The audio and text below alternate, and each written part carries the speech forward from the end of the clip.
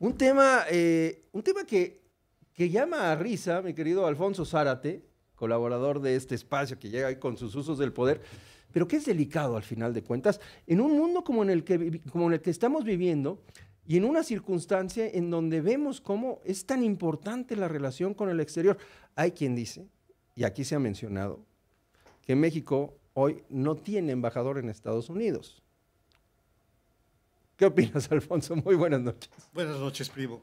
Yo creo que lo primero a decir es que a lo largo de muchas décadas la política exterior fue, digamos, un tinte de orgullo de México. Vivíamos en un régimen autoritario, ciertamente, el régimen del PRI, pero la política exterior era como una excepción.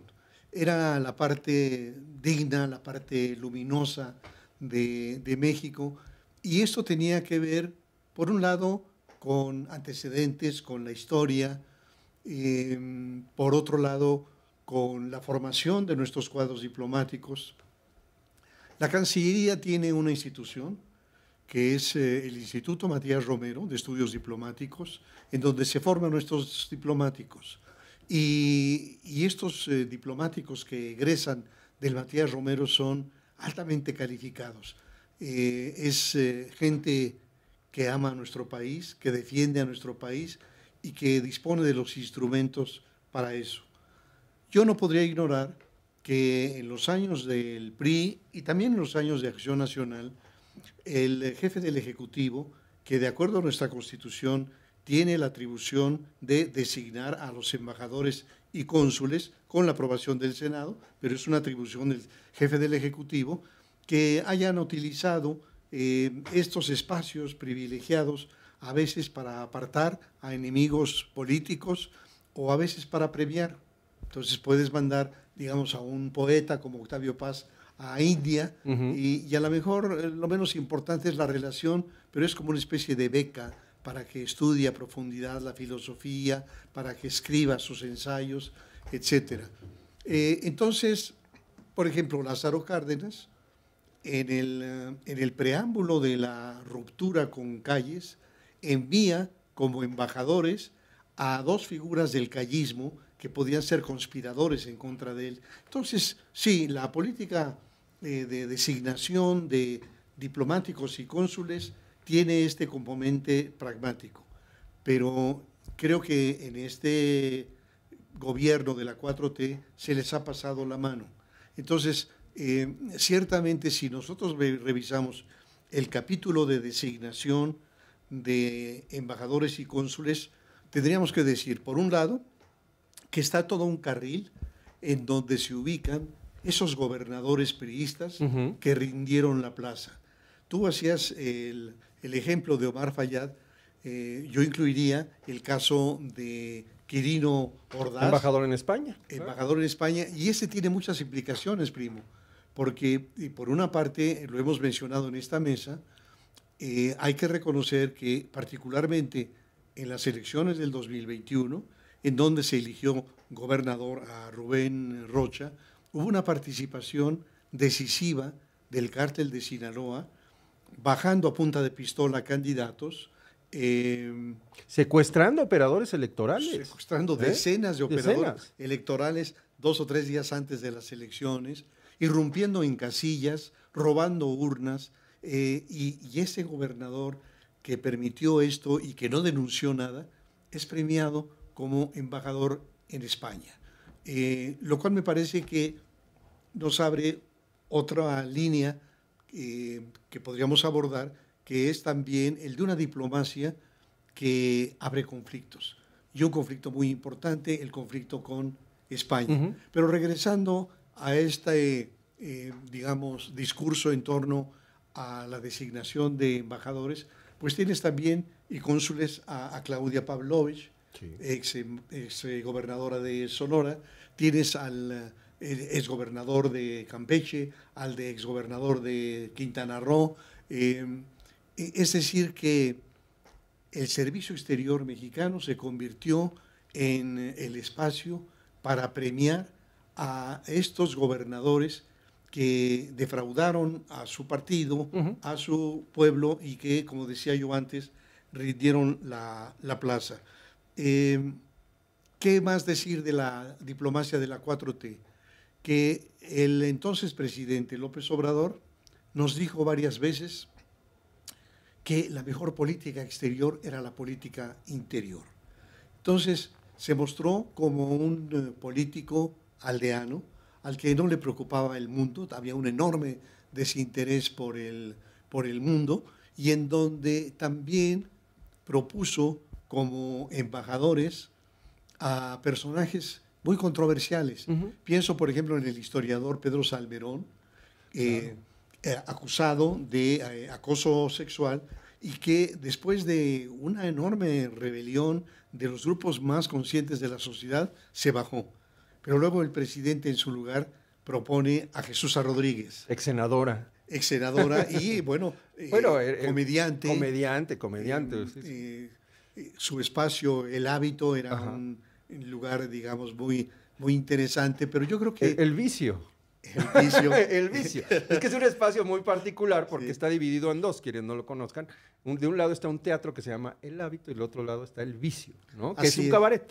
Es un cabaret. Y bueno, en ese cabaret Jesús representaba papeles muy interesantes. Era era un ejercicio muy provocador y creo que se valía en una ciudad cada vez más abierta como la Ciudad de México.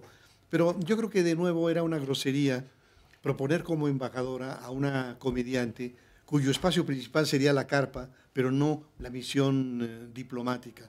Y luego algo, digamos, muy interesante es cómo Andrés Manuel decidió convertir en embajadoras a las viudas de sus amigos.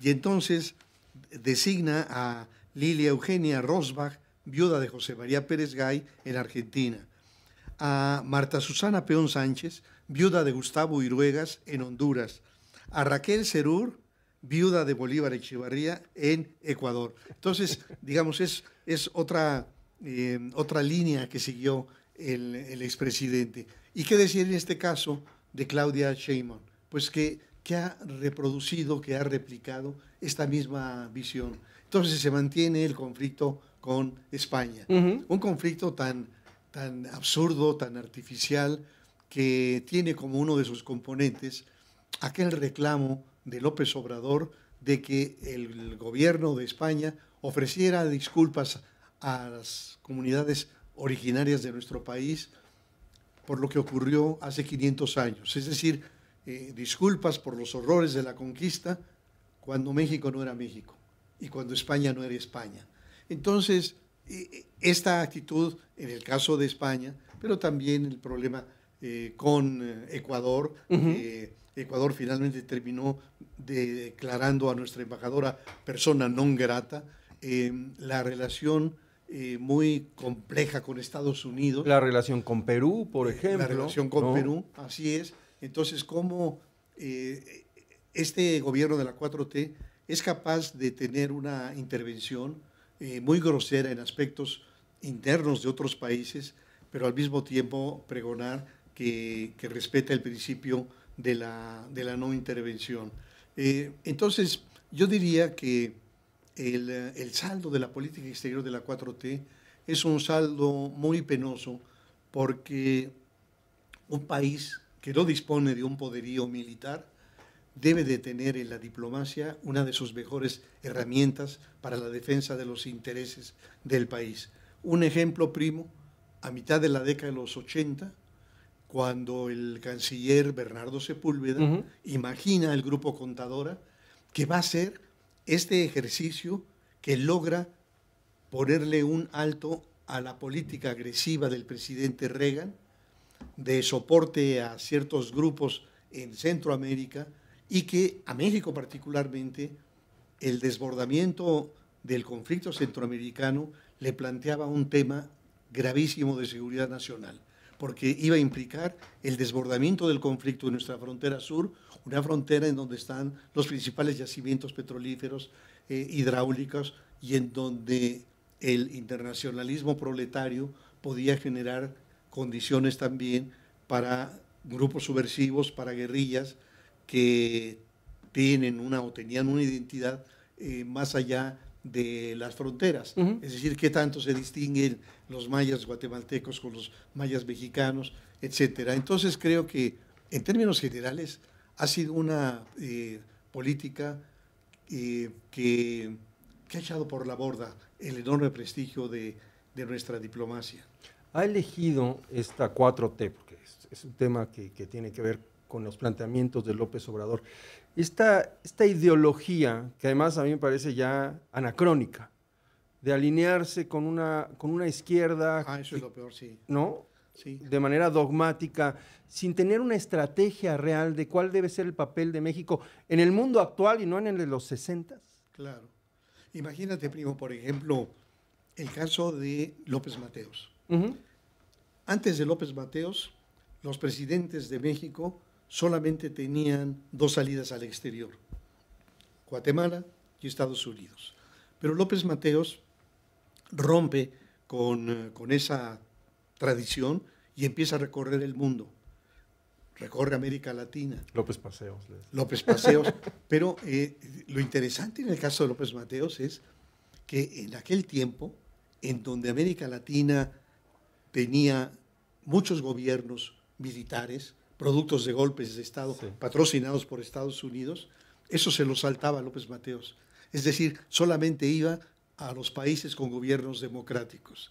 Y ahora, en un sentido totalmente inverso, ¿quiénes son los aliados de los gobiernos de la 4T? Nicaragua, Venezuela y Cuba. Y este papel, digamos, tan cuestionado y tan importante de la relación con Cuba, en donde la presidenta dice que por razones humanitarias les manda el petróleo, pero también les imprime millones de libros, pero también recibe a los médicos cubanos. Y todo esto, en realidad, lo que hace es apuntalar a una dictadura de 64 años que tiene al pueblo cubano en condiciones de miseria. Así que, en términos de la política exterior de México, creo que es el peor momento que yo recuerde. Alfonso, muchas gracias. A ti, primo. Buenas noches. Vamos a hacer una pausa. Regresamos con más información.